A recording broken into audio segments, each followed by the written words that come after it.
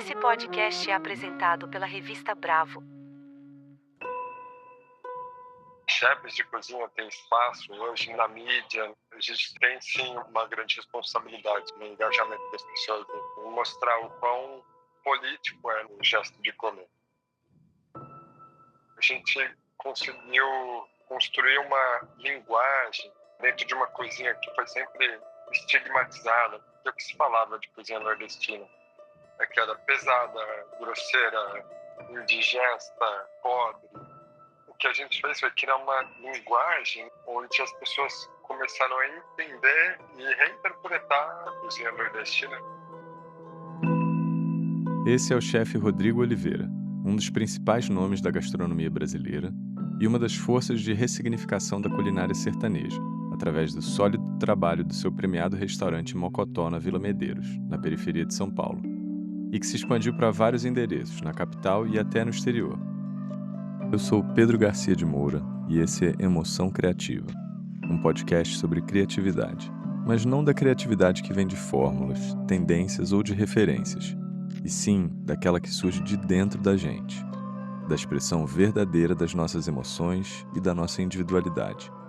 Para quem quiser mergulhar mais fundo nesse processo de autoconhecimento através da criatividade, o livro Emoção Criativa está disponível nas principais livrarias virtuais. Você encontra todas as informações sobre ele e os links de cada episódio do podcast no site emoçãocreativa.com. É muito comum ouvir que cozinhar é uma arte. E eu acredito que essa noção seja muito por causa do caráter artesanal do ofício. Mas o que sempre me chamou a atenção no trabalho do Rodrigo, além, é claro, da excelência e da criatividade da experiência que ele oferece, era que, assim como a boa arte, tudo parecia estar alinhado a um conceito e uma mensagem, de valorização da cultura sertaneja e brasileira, da periferia e do papel transformador que um restaurante pode ter em sua comunidade e no mundo.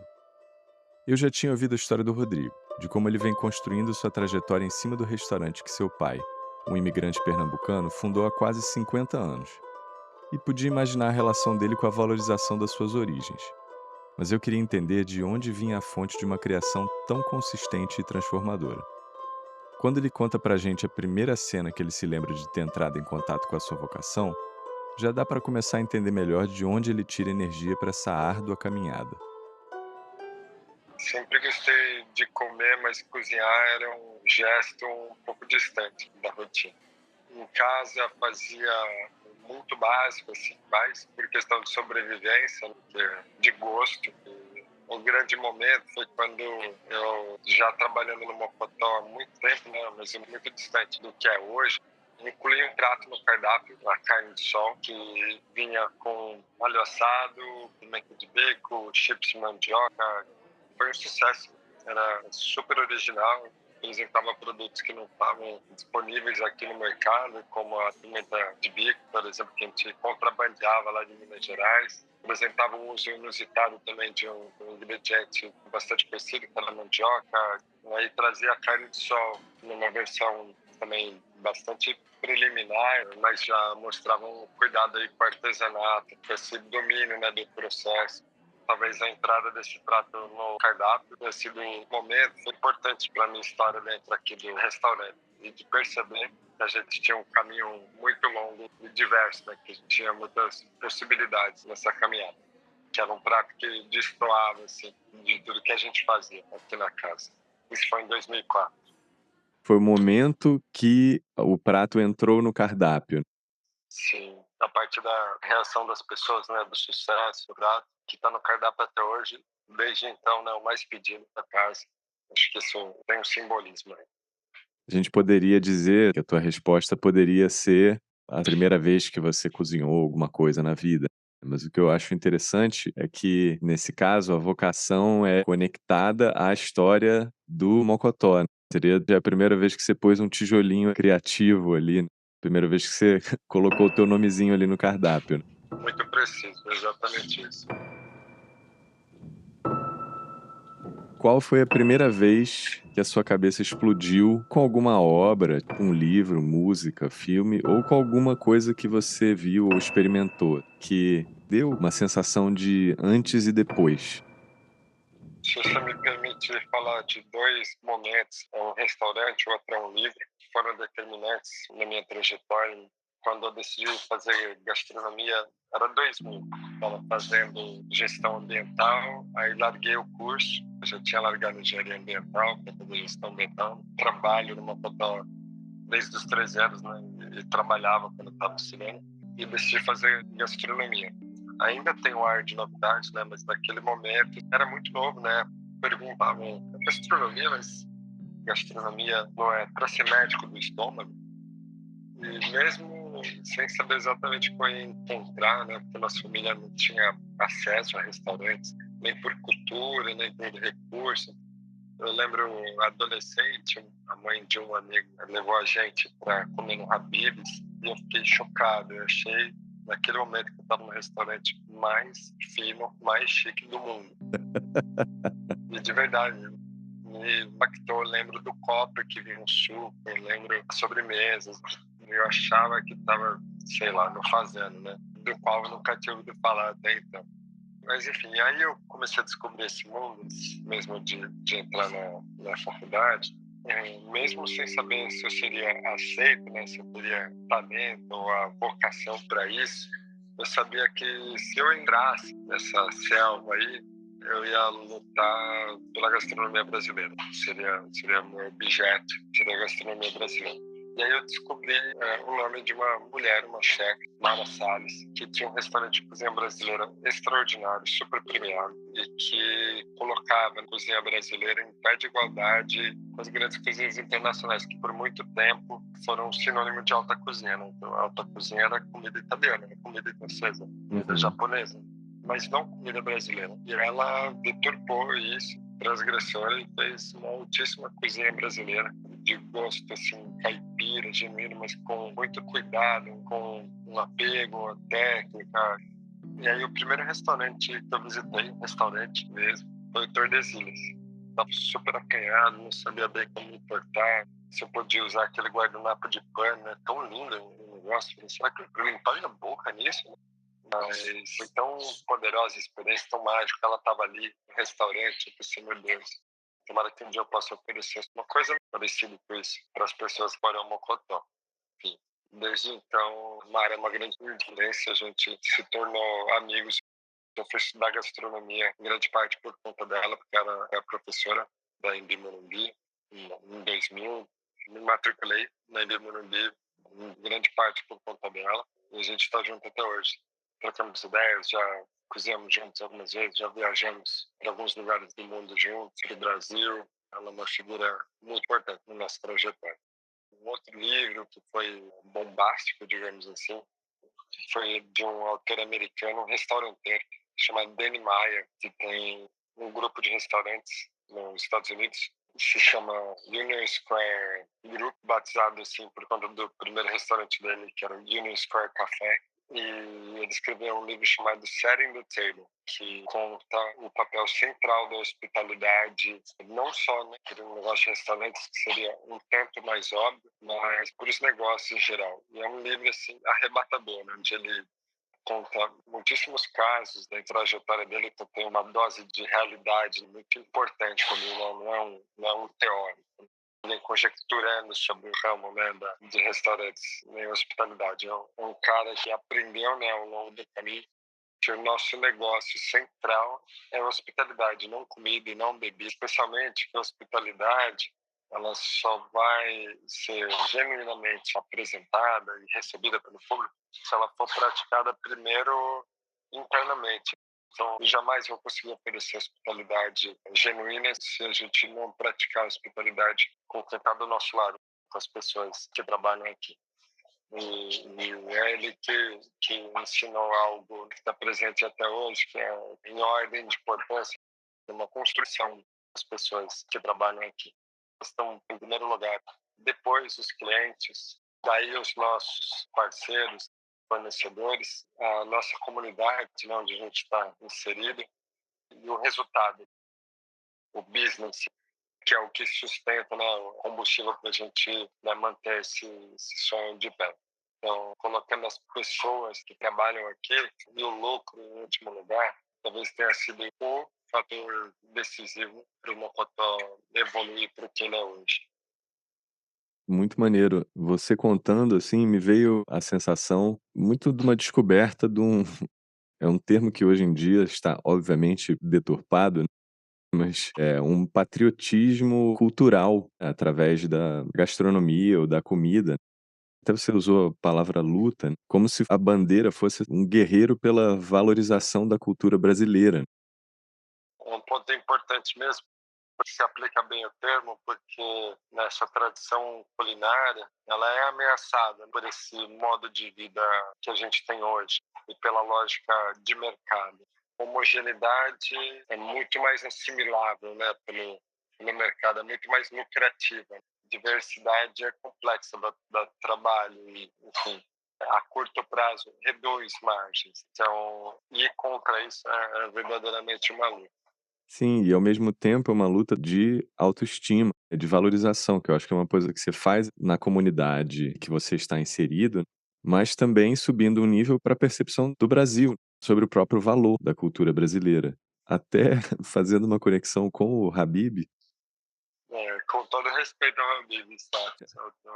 claro, mas é porque eu faria uma conexão do Habib's com o livro que você trouxe, porque é quase como que, ok, você se entendeu como um guerreiro que está nessa empreitada pela valorização da cultura brasileira através da comida e entendeu que uma empresa seria o seu veículo de batalha.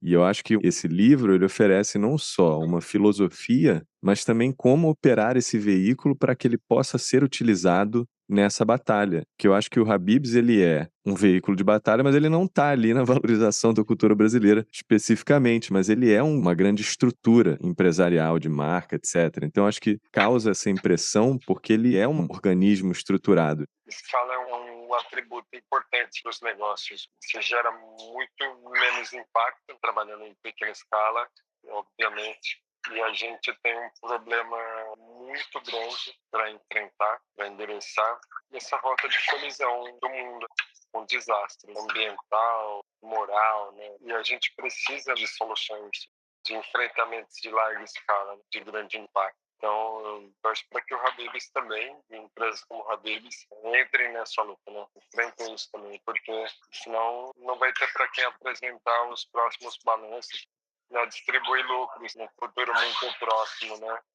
É, porque quando você se propõe a transformar e a causar impacto na sociedade, você tem que ter uma certa escala. Sim. Então, o Mocotó tem um tanto disso, né? Não é um restaurante grande comparado com, né, o que a gente vê hoje aí no mercado, né, especialmente quando se leva em conta redes, né? Mas é um lugar onde trabalham 100 pessoas e que atende quase 20 mil pessoas por mês. Então, a gente sente que quando a gente toma decisões, isso gera grandes impactos. E a gente se atenta para gerar impactos positivos. Se a gente destina todo o nosso óleo para reciclagem, para produção de biocombustíveis ou de materiais de limpeza, a gente já sabe que isso tem um impacto que é mensurável já. Se a gente começa, né, como começou, a gente tem um ano, a compostar todo o resíduo orgânico aqui no restaurante e levar de volta para o campo, no nosso próprio sítio, a gente sente que tem um impacto. Se a gente começou há mais de 10 anos a oferecer bolsas de estudo para as pessoas que trabalham aqui, a gente sabe que isso tem um impacto. Então, escala é importante, né? Não que a mudança não deva acontecer também em pequena escala, mas dado o tamanho do problema que a gente enfrenta, se a gente não conseguir levar a solução para grande escala, vai ser um esforço vão. É, porque eu acho que além da escala numérica, eu acho que o que você está construindo, eu pelo menos encaro cada lugar assim como uma espécie de centro cultural, porque ali você não está só alimentando, você está trabalhando com uma mudança de percepção, você está trabalhando com a cabeça das pessoas também. Acho que foi no livro do Ailton Krenak, onde ele fala, pô, não adianta você ir de bicicleta para o trabalho, só comer orgânico, enfim, regar suas plantinhas. Cara, se a gente não sair para a luta, se a gente não sair para a rua e engajar as pessoas, cara, essa coisa não vai mudar. Não adianta meia dúzia fazendo tudo perfeito. A gente precisa de todo mundo fazendo o que dá, o que é possível, imperfeito mesmo. Eu acho que é importante ir em lugares que têm visibilidade, e o Mocotó, e os restaurantes em geral, né? Chefes de cozinha têm espaço hoje na mídia, falam, estão nas revistas. A gente tem sim uma grande responsabilidade no engajamento das pessoas, em mostrar o quão político é, né, o gesto de comer.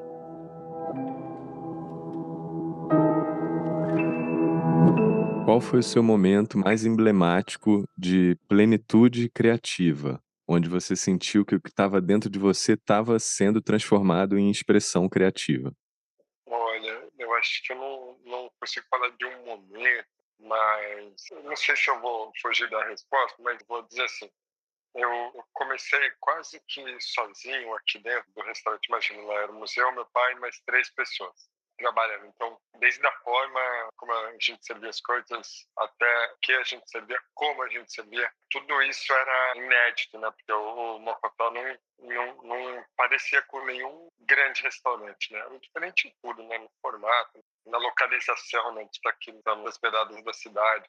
Não tem ar-condicionado até hoje, não tem carta de vinhos, não tem reservas, não tem taças de cristal.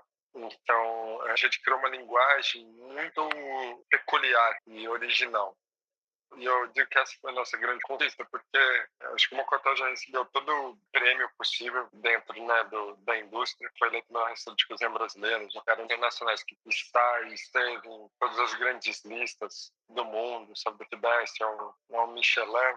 Mas tudo isso ainda é muito efêmero e pequeno, perto do fato de que a gente conseguiu construir uma linguagem dentro de uma cozinha que foi sempre estigmatizada, né? Eu acho que esse é o grande prêmio. É o que se falava de cozinha nordestina. A gente fala de cozinha brasileira, não é só bonito, mas quando você falava de cozinha sertaneja, o que se costumava dizer das cozinhas é que era pesada, grosseira, indigesta, pobre. O que a gente fez foi criar uma linguagem dos restaurantes, onde as pessoas começaram a entender e reinterpretar todos esses signos aí da cozinha nordestina, porque não era nada bonito você sair ficar dizendo que ia comer carne seca, né? Jabá, macaxeira e feijão. Sinto que o Mocotó realmente contribuiu para começar um movimento muito maior de valorização da cultura nacional, mas eu sinto que o Mocotó abriu o caminho para um monte de outros negócios, né, restaurantes que se apropriaram desse modelo, dessa linguagem de restaurante, que ainda não encontrei nada parecido em lugar algum, que foi entendida não só pelo público paulistano, brasileiro, que não enxergava isso na gastronomia ou alta cozinha, mas extrapolando fronteiras, né? Isso chegou no mundo, né? Tem gente da Dinamarca, da China, dos Estados Unidos que começou a entender a nossa gastronomia. Tem uma cozinha local, mas uma linguagem universal. E acho que isso foi a grande conquista.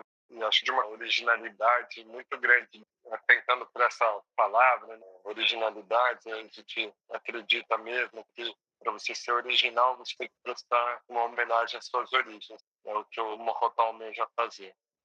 Você fala dessa sua postura com relação ao que foi feito, eu enxergo muito como ativismo e um trabalho político, né, porque existe uma mudança, de fato, numa camada da sociedade de opressão que está sendo desconstruída e muitas vezes opressão interna também na cabeça das pessoas.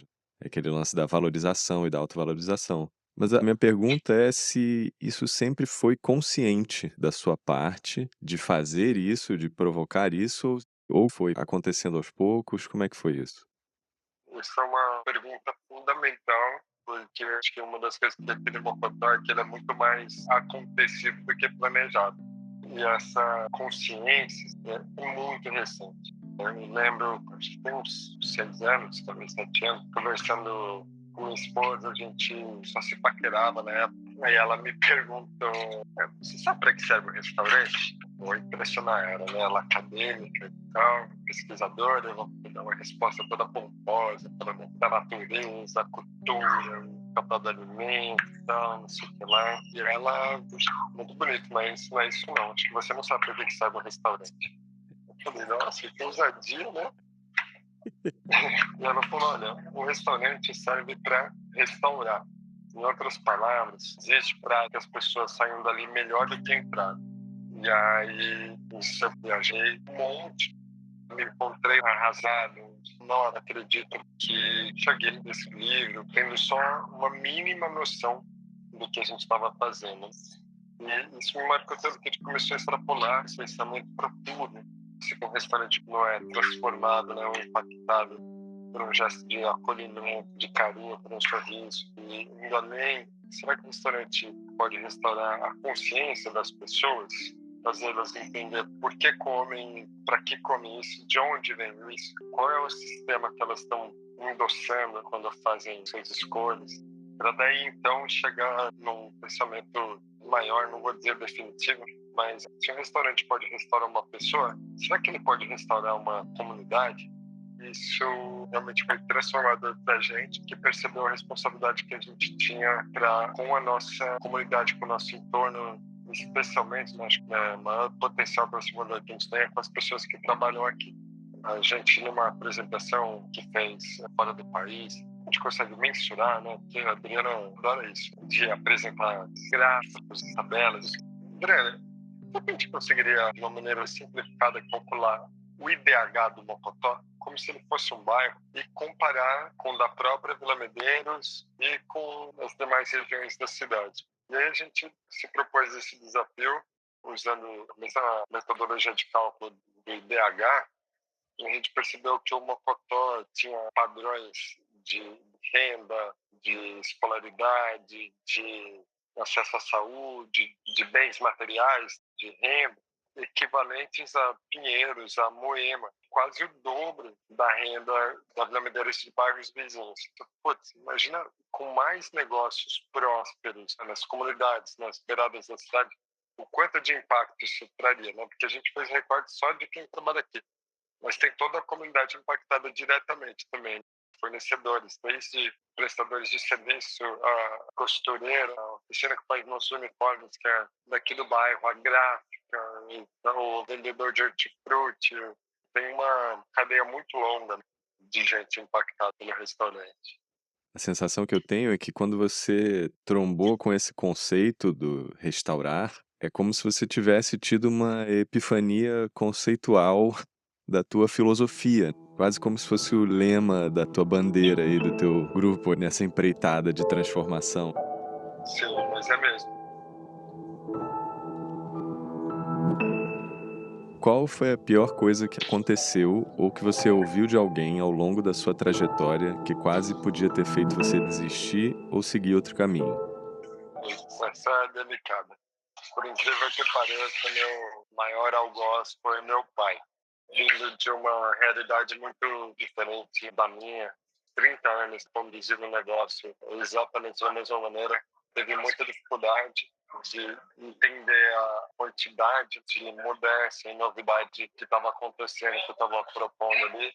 E eu entendia que a gente tinha essa diferença de realidade, de origem. Então, tentando de uma maneira assim, mais política possível apresentar as ideias, os caminhos e as possibilidades, e imaginava que no fim, né, com os resultados, ele se convenceria. Só que não. Ele nunca conseguiu dar crédito para as nossas conquistas, né? Foram muitas e algumas daquelas já numericamente, como por exemplo o número de clientes atendidos ou prêmios, tá? Mas outras menos tangíveis, como qualidades, e, enfim, tínhamos muitos meios de medir nosso progresso, além do material. Mas eu acho que nunca foi possível meu pai participar disso ou acompanhar. Não consigo dizer exatamente todos os motivos, mas acho que de todo reconhecimento possível, o único que eu não tive foi do seu Zé, meu pai. Só me fez quase sair do restaurante em 2007, saí para uma viagem de carro sozinho, é muito magoado com meu pai, e passei 50 dias fora, rodei 10.500 quilômetros sozinho, levei o documento de compra e venda do carro. Se acabar o dinheiro, já vendo o carro, compro uma barraca de porco na beira da praia, e descobri muita coisa. Meu pai dizia que eu não conhecia nada, não sabia de nada, então vou aprendendo, vou descobrir. Comi 50 dias em tempeiras, mercados, restaurantes, conversei com cozinheiros, com chefes, com donos de casa, produtores, e descobri uma coisa muito importante, que o que a gente fazia aqui era tão legítimo quanto o Nordeste que eu encontrei lá. Inclusive, eu vi do Luca Goseni falando numa entrevista que se sentiu muito mais italiano depois de estar no Brasil do que estando lá. E quando ele falou isso, eu simplesmente desconectei do que estava acontecendo ali, e viajando lá, até perdi o foco lá, e falei, cara, é isso. É por isso que a gente é tão apegado nas nossas origens a fazer uma gastronomia legível e legítima. Porque muitas vezes é legítima, mas não é legível, né? Não é aquilo ser acessível para as pessoas. E às vezes o contrário também. Para se tornar legível, você abre mão de alguma legitimidade. E esse distanciamento foi super importante para definir o restaurante, para a gente se sentir realmente um representante da cozinha nordestina, por mais que a gente tivesse uma linguagem própria, por mais que a gente tivesse uma Medeiros, né, no subúrbio de São Paulo, por mais que a gente misturasse influência em vários lugares, é uma comida nordestina, né? Uma comida nordestina, paulistana, contemporânea e tal, mas essencialmente nordestina e sertanejo. Curiosamente, nesse momento em que eu quase pensei em desistir, na verdade eu desisti, eu saí pensando que não ia voltar mais, foi justamente o momento que me mostrou que a gente estava no caminho certo. Você fez, tipo, a sua peregrinação, tipo, o teu caminho de Santiago. Sim, caminho do seridó. Qual foi a coisa mais importante que aconteceu ou que você ouviu de alguém que, pelo contrário, te ajudou no momento de questionamento? Olha, acho que foi a visita de um chefe aqui, chefe Laurent Soidon, um francês que formou grande parte, né, dos grandes chefes, né, da cidade do país, né, junto com outros grandes nomes que vieram de fora, né, estrangeiros que se fixaram aqui.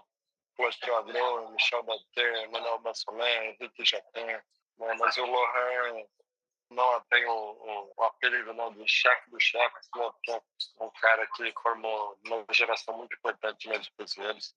Primeira vez que ele veio aqui, que ele comeu, sabe, com devoção, com atenção, e saindo daqui encantado, né, encantado, falando, olha, o que precisar de mim, pode contar de mim, da escola, né, ele na época ele já estava dedicado, né, à educação, já não tinha mais restaurantes, então uma escola de gastronomia muito especial no nome dele. E aí quando a gente recebeu esse aval, isso que era sincero, falei, cara, é isso. Isso é o que a gente tem que fazer. E o que a gente está fazendo é super bonito. Lembro até hoje. Eu lembro da sensação com que eu fechei as portas do restaurante e eu caminhei até em casa. Eu pensei, olha, se tudo acabasse amanhã, se amanhã já não tivesse mais restaurante, eu já estaria realizado. Só que ali era só o começo. Conselho você daria para você quando você estivesse começando, não em termos de carreira, mas em termos dessa conexão com a tua criatividade? Ou seja, o que que você aprendeu ao longo dos anos sobre como acessar sua criatividade? Uma das coisas mais importantes para a gente, que foi uma conquista que veio com o tempo, foi algo que a gente definiu posteriormente assim: simplificar é aperfeiçoar. Então, se eu pudesse orientar, né, aquele Rodrigo mais ingênuo do que hoje, a minha experiência é muito limitada. Eu nunca trabalhei em outro lugar que não aqui. Já viajei muito, tal, mas pela minha base, ainda aqui, desse restaurante, diria acho que uma coisa só, né? Menos é mais, focar no essencial, pagar tudo que é acessório, supérfluo e focar nisso. Esse é o melhor caminho. Inclusive para a criatividade. Quando você tem menos recurso, é aí que você está especialmente mais criativo. Nessa conversa com o Rodrigo Oliveira, ele contou como a sua relação com a gastronomia começou não como prazer, mas como trabalho e sobrevivência. E foi quando ele finalmente conseguiu deixar sua marca no restaurante que ele sentiu entrar em contato com a sua vocação. Depois dessa conversa, eu fiquei com a sensação de que a sua vocação é praticamente a de um construtor. Só que não de um construtor qualquer, mas um construtor obstinado que nasceu para enfrentar as diversidades. seja a falta de recursos no começo, do seu pouco conhecimento do universo da sofisticação, da falta de aprovação de seu pai, da percepção negativa da comida sertaneja ou periférica como inferior, ou atualmente dos desafios que a nossa relação com a comida tem que enfrentar, não só com o corpo, mas com o planeta. Para provocar todas essas mudanças, o Rodrigo parece entender muito bem o poder que um pensamento conceitual tem de orientar a visão de quem está alinhado com ele no enfrentamento dos mesmos desafios. Ao longo da vida, ele parece ter esbarrado e agregado à sua filosofia conceitos importantes que se desdobram em várias aplicações, como o conceito de restauração ou dos pilares éticos dos seus empreendimentos. É como se ele naturalmente fosse transformando a sua compreensão de mundo em direcionamentos que podem influenciar as pessoas ao seu redor. Rodrigo também criou uma linguagem de excelência, capaz de dar voz a outros criadores e criadoras. Praticamente um gênero musical que permite que outros artistas componham usando os mesmos recursos e estruturas. Não muito diferente do que Luiz Gonzaga fez com o Baião na década de 40. As migrações populacionais geralmente são feitas a partir de uma vontade de melhoria, de ir em busca de uma situação melhor. E apesar da escassez do reconhecimento de seus esforços e conquistas pelo seu pai, é como se Rodrigo, assim como ele, seguisse essa vocação de ir em busca do melhor para si e para os outros que estão ao seu redor. Eu aprendi com o Rodrigo que o diálogo entre o prático e o conceitual podem se retroalimentar. No caso dele, a força motora é sempre o lado prático, mas muitas vezes foi trazendo para a consciência, evoluindo em cima de conceitos como a restauração, que os novos passos do caminho parecem se revelar. Eu aprendi também que onde os recursos são escassos e a simplicidade é praticamente um imperativo de sobrevivência, quando ela é transformada em filosofia, pode ser esculpida até se transformar em excelência. Você pode conhecer e provar o trabalho do Rodrigo no Mocotó, o restaurante que fica na Vila Vendeiros, na zona norte de São Paulo, ou nas outras casas espalhadas pela cidade.